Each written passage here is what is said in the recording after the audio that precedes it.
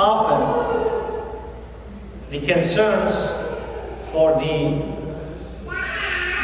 for one's health, the concern for one's health that is expressed either by the public or by the public officials or by people, often that concern is superficial. The genuine concern for one's health, if we want to be frank with each other, comes from God. The miracle of the making eyes for the blind man of the gospel today really uncovers the hypocrisy of the society. The neighbors had seen this blind man for years, because it says he was adult, he was of age, and he would be begging because he was blind. They did not express much concern about him until God gave him eyes.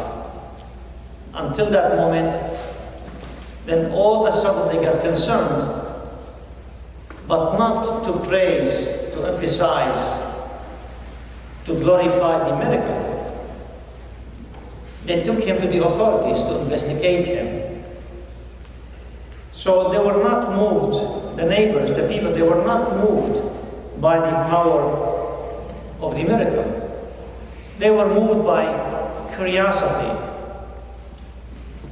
They reported the miracle to the authorities, not to duplicate that or to create something for the benefit of the public health. That was not the issue.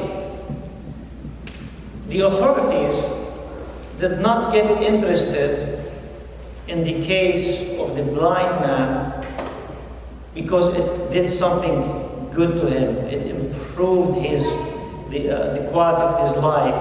It gave him eyes to see. They were the least concerned about that. They didn't care about that part. This miracle challenged the foundation of this power of the authorities. They were threatened, so they got interested in that miracle for self-serving reasons. Finding the truth was not the concern of any of the involved parties in this miracle. This miracle exposes some of the tactics of silencing the truth. And this is very important about this miracle that Jesus did. If you read these 2 pages, you will see intimidation, coercion, bullying, harassment, pressuring, all kind of ways to silence the truth. The blind man of this miracle is a great example of courage. He's a great teacher to all of us. Sharing the truth demands courage. The blind man, and I think this is very interesting, met Jesus after his eyes were opened, when he took a stand and he defended the truth. God gave him the credit by making eyes for him. But when he did that, he was still blind, he could not see. After he took a stand, after he showed courage, after he defended the truth, Jesus found him again and introduced himself to him as a reward for defending the truth. It is not one's fault to be born and to be brought up in a godless society. This blind man is the example of all of us that live by the principles of the godless society from birth until one moment in our lives we meet Jesus and our eyes are opened because God gives us new eyes. So, to live in a godless society and to go by the principles that are taught by the godless society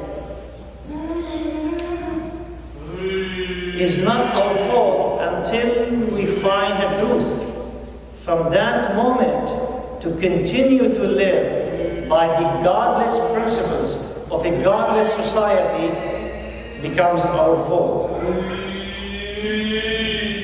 Knowing the truth and not defending the truth is a huge problem. It's a huge insult to God. It's a huge disappointment that we can give to God. Failing to meet Jesus in person is one of the reasons for failing to defend the truth.